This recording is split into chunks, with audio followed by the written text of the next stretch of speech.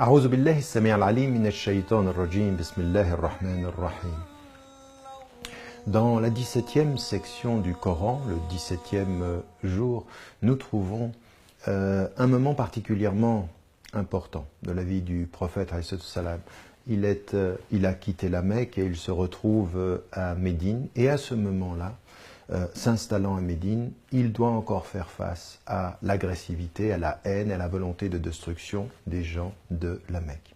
Et à ce moment-là, il reçoit un verset. Jusqu'alors, et pendant toute la période mécoise, il a été dans la résistance passive, de ne pas réagir, de ne pas répondre, d'essayer de trouver un terrain d'entente. Et à un moment donné, il quitte, ce qui est encore une fois une stratégie pour éviter le conflit, mais ils ne veulent pas entendre parler d'une paix, ils ne veulent pas entendre parler d'une reconnaissance, et donc ils veulent le détruire. Et à ce moment-là, il reçoit la révélation أُذِنَ لِلَّذِينَ يُقَاتَلُونَ بِأَنَّهُمْ ظُلِمُوا et وَإِنَّ اللَّهَ عَلَى نَصْرِهِمْ لَقَدِيرٌ. أُذِنَ لِلَّذِينَ يُقَاتَلُونَ, il est permis à ceux qui sont attaqués dans leur foi de résister, de pouvoir répondre à l'agression. Parce qu'ils ont été injustement traités, et Dieu, certes, est capable de les soutenir et les soutiendra. C'est un verset particulièrement important. Abu Bakr al-Siddiq, quand il l'entend, comprend que la résistance est que la guerre va être ce qui va suivre. Quel type de guerre? Une guerre pour imposer? Une guerre pour exploiter? Une guerre parce qu'on est dans l'amour de la guerre? Non. Une guerre pour pouvoir survivre, c'est-à-dire la résistance légitime. Jusqu'alors, tout a été tenté. Pas de réponse, résistance passive, exil. Et là, ils les poursuivent encore dans l'exil.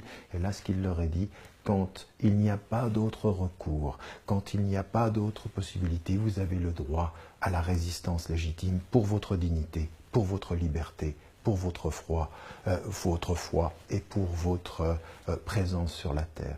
Et donc, ce qu'il faut comprendre, c'est un enseignement très important de l'islam. Toutes les voies doivent être d'abord cherchées, utilisées pour éviter la guerre, pour répandre la paix, pour pouvoir vivre en coexistence. Mais à un moment donné, quand l'oppresseur veut annihiler celui qu'il domine, veut annihiler les hommes, la résistance devient la dignité des hommes. Et il faut comprendre que la survie était à ce point. Et que toute l'histoire des hommes est ainsi. L'histoire des hommes, ça n'est pas confondre le pacifisme avec la démission. Parce qu'alors tous les exploiteurs et tous les oppresseurs gagneraient. Non, il ne peut pas en être ainsi. Parce que ce qu'il y a dans notre monde aujourd'hui, c'est qu'il y a des gens qui exploitent, il y a des gens qui oppriment, il y a des gens qui colonisent, il y a aujourd'hui des dictateurs. Il faut pouvoir leur résister. Avec toutes les armes de la paix, tous les principes du dialogue, si c'est possible.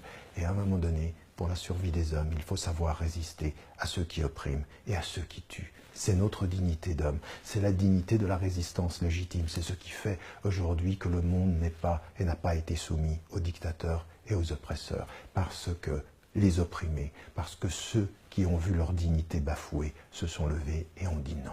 Il faut savoir dire non, il faut savoir se lever avec courage. Que Dieu nous aide. N'oubliez pas, n'oubliez jamais de dire à ceux que vous aimez que vous les aimez. La vie est fragile. Salam alaikum wa rahmatullahi wa barakatuh.